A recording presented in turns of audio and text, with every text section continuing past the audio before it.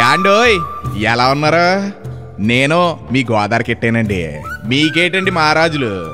ఇప్పుడు ఎగిరెగిరి దంచినా అదే కూలి, ఎగరకుండా దంచినా అదే కూలి అన్నట్టు మనం ఎంత కష్టపడినా ఆ జానిడి పొట్ట కోసమేనండి. కానీ మన జానిడి పొట్ట కాంత బారెడి చేసి అసలు ప్రశాంతత లేకుండానే చేసేసుకుంటున్నామండి బాబు. ఏ కాదంటారా? మనలో మన మాట కుటుంబంలో అందరం కలిపి కూకుని భోజనం చేసి ఎన్ని రోజులైందండి?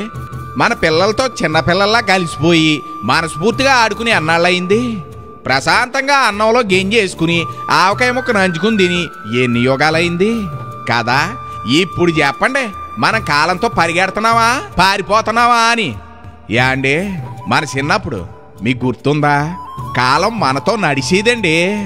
బళ్ళోకి వెళ్ళేటప్పుడు మైకా సంచి భుజాన్ని దాలించుకుని మన ఫ్రెండ్స్తో ఎడ్ల బండి వెనకాల ఏలబడుతూ కబుర్లు చెప్పుకుంటే వెళ్ళే రోజులు గుర్తున్నాయా? కల్మషం లేని రోజులు ఎందుకు గుర్తుండో ఓ పాలి ఆ రోజుల్లోకి వెళ్ళొద్దామండి. రండి మరి. ఏడు పెంకులాట ఆడతా వరుసగా 7 పెంకులు పెట్టి బంతి అట్టుకుని కొడితే ఆతలోడు ఈపి విమానం మోత ఎక్కాల్సిందే. ఎంత దెబ్బ తగిలినా పగలో ప్రతీకారాలు లేకుండా పక్కపక్క నవ్వుకుంటా ఆడుకునేవాళ్ళం అండి. ఆ రోజులు మళ్ళీ వస్తాయంటారా? బళ్ళోకి వెళ్ళినప్పుడు పాసబెల్లకి ఏమన్నా తినాలనిపిస్తే ఇంటి దగ్గర నుంచి జంతుకులు మురుకులు జేబులో వేసుకుని మన పక్కోడికి కాకింగులతో చిన్న మొక్కెట్టి తిన్న రోజులు గుర్తున్నాయా? అద్భుతం అండి. గొళిక్కెలాట్లు ఆడేటప్పుడు మనం కొలిసే కొలతలు జాన బెస్తాలు ఇంకా గుర్తున్నాయి. ఇలా కొలిసి గొళిక్కాయని కొడుతూ ఉంటే చెట్లు పోవాల్సిందే. మరి గురి అలాంటిది. మరి తీసి పాడేసిన సైకిల్ టైర్ దొరికితే బెంచ్ కారు దొరికినంత ఆనందం. అప్పుడు చిన్న కర్రపొల మొక్కతో ఆ టైర్ని దొల్లించి పరిగెలాడుతూ ఉంటే ఆవేశం రాని రోజులండి. అక్కడ దూరం ఎంత అన్నది ముఖ్యం కాదు, టైర్ ఎలా దొల్లించామా లేదా అన్నది ముఖ్యం. ఆదివారం సెలవు వచ్చిందంటే చాలు బొంగరాల ఆటలతో ఈదులు అన్నీ సందడిగా మారిపోయి అనుకోండి. అందులోనూ కలకత్తా బొంగరానికి ఓ ప్రత్యేకత ఉండేదండి. అది సీట్లలో కూడా తిప్పేసుకునే వాళ్ళం. గుర్తొచ్చిందా? మరి అది సంగతి. ఇకపోతే 4 చింత పిక్కలను బాగా అరగదీసి గచ్చు కనపడితే చాలు అష్టశమ్మాలు గీసేసి తెగాడేసేవాళ్ళం అంటే నమ్మండి. ఆ గడిలో మహత్యం ఏటో గాని ఓ పోటీతత్వంతో నప్పులన్నీ మెదుపుకుంటా ఉండేవాళ్ళం అనుకోండి. అప్పుడు మన గాజు ముక్కలే మన అత్తి. ఇంకా మన ఈదిలో గంట మోగిందంటే బొంబాయి మిఠాయిడు వచ్చాడని అర్థం. అక్కడితో ఆగేవాళ్ళమా ఏటి? వెంటనే వెళ్ళిపోయి వాసీలు ఉంగరాలు గులాబీ పూలు బొంబాయి మిఠాయితో చేయించుకుని చేతికి పెడతా ఉంటే నిజంగా బంగారంతో చేసిన వాటిలాగా చూసుకుంటా మురిసిపోతా తినేసేవాళ్ళం అంటే నమ్మండి.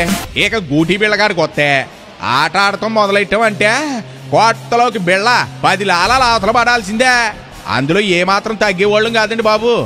లాలా అర్ధ అంటూ కొలతలు కొలుచుకుంటా కొలిసిందంతా మన ఆస్తే అని మురిసిపోయిన రోజులు మంచి చిత్రంగా ఉంటాయండి. మరి మన చిన్నప్పుడు పావలా పట్టుకుంటే చాలు నిమ్మతోనలో పుల్లైసు ఐస్ ఫ్రూట్స్ పల్లీలు పల్లీ అచ్చులు ఇలా అన్నీ మన సొంతం. మళ్ళీ మళ్ళీ కావాలన్నా అలాంటి రోజులు వస్తాయా ఏటి చెప్పండి? యాండోయ్ మీకు గుర్తుందా? 5 పైసలకి 5 గొట్టాలు 10 పైసలకి 10 గొట్టాలు ఏళ్ళకి పెట్టుకుని కరకరలు ఆడతా తింటా ఉంటే నా సామి రంగా ఆటి రుచి ఏటికి రాదండి. గొట్టాలా మజాకానా? మరి ఆ రోజుల్లో సైకిల్ నేర్చుకోవడం అంటే పెద్ద పనేనండి. అదేంటో దెబ్బ తగిలితే కానీ నీకు సైకిల్ రాదు రోయ్ అనేవారు. అలాగే దెబ్బ తగిలిది సైకిల్ వచ్చేది. ఎక్కడున్నా గోడకి సైకిల్ జారైతే చాలు జుమ్మున వేసుకుని వెళ్ళిపోయేవాళ్ళం. సాయంత్రం సమయంలో సందమామ ఎన్నుల్లో దెబ్బకి 2 దాచపళ్ళు ఆడుతూ ఉంటే ఆ చల్లటి ఎన్నుల్లో మంచం మీద పడుకున్న తాతయ్య చిన్నాన్న పెదనాన్న వీళ్ళందరూ కూడా చూసి తెగ మురిసిపోయేవారండి. అది అసలైన ఆనందం అంటేనే. అందుకే మానసిక ప్రశాంతతకు దగ్గరగా ద్వేషాలకు దూరంగానే ఉండేవాళ్ళం, ఆరోగ్యంగా ఉండేవాళ్ళం. ఇగో వీటిని చూస్తున్నారా? వీటి పేరు మర్చిపోయాను గాని గిరగిరగిరగిరగిరగిర తిప్పి లాగుతూ ఉంటే సుర్రు సుర్రు సుర్రుమని విష్ణుమూర్తి చేతిలో సుదర్శన చక్రం లాగా తెగ తిరిగేసేదండి. అలా తిప్పి తిప్పి తిప్పి లాస్ట్ కి నోట్లో ఎట్టుకుని చప్పలంతా ఇంటికి వచ్చేసేవాళ్ళం. ఆ బిళ్ళ పేరు పెప్పర్మెంట్ బిళ్ళ అనుకుంటాను. ఇప్పుడు కార్పొరేట్ స్కూల్ అని గొప్పగా చెప్పుకుంటున్నారు కానండి, అప్పుడు కాకులు వాలి చెట్ల కింద ఉన్న పాఠాలు ఇప్పటికీ గుర్తున్నాయండి. ఆ చదువులు మనకి ఇలువలు నేర్పించే. మరి ఇప్పుడు చదువులు మార్కులు రావాలని నేర్పిస్తున్నాయి. ఆ రోజులే ఏరండి. అప్పటి రోజుల్లో 1 పైసా, 2 పైసలు, 3 పైసలు, 5 పైసలు, 10 పైసలు, 20 పైసలు ఇవి ఉంటే చాలు మనం లక్షాధికారి అయిపోయినట్టు ఫీల్ అయిపోయి తెగ ఆనందించేసి వాళ్ళం. ఎందుకంటే మన చేతి నిండా అన్ని బిళ్ళలో అచ్చులు బిస్కెట్లు వచ్చి. మరి అప్పుడు అయ్యే గొప్ప.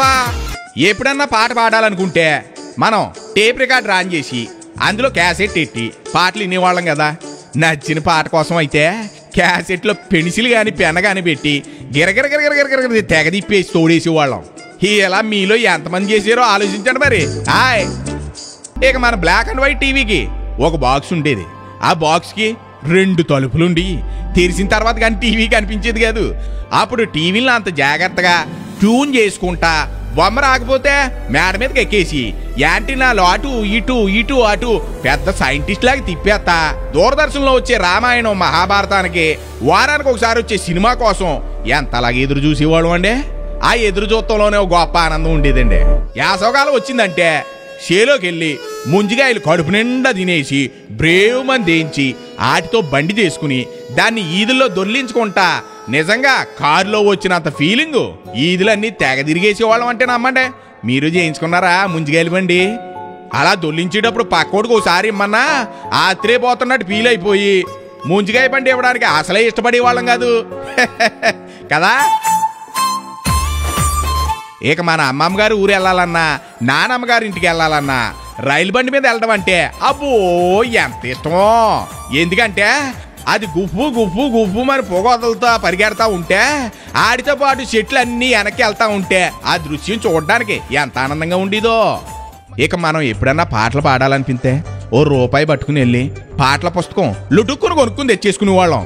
నిజంగా మన స్కూల్ బుక్స్తో పాటు వాటికి అంత ప్రత్యేక స్థానం కూడా ఉండేది. మరి ఇక దీపావళి పండగ అంటారా 5 రూపాయలు ఎట్టి తుపాకీ కొనుక్కుని అందులో 10 పైసలు ఎట్టి టేపులు కొనుక్కుని పేలుస్తూ ఉంటే మనమే నిజమైన పోలీస్ ఆఫీసర్లాగా ఫీల్ అయిపోయి ఆనందించిన క్షణాలు మా గొప్పయండి. ఇలా చెప్పుకుంటా పోతే ఎన్నో జ్ఞాపకాలు అన్నీ పదిలం. ఏండోయ్ ఏటి ఫ్లాష్ బ్యాకింగ్ లోకి వెళ్ళిపోయారా? ఇదిగో అప్పుడప్పుడు ఇలాంటివి గుర్తు చేసుకుంటేనే మనసుకి ఆనందం ఉంటది. మరి ఇక ఉంటానండి. మీ గోదావరి కిట్టయ్య. నమస్కారాలు.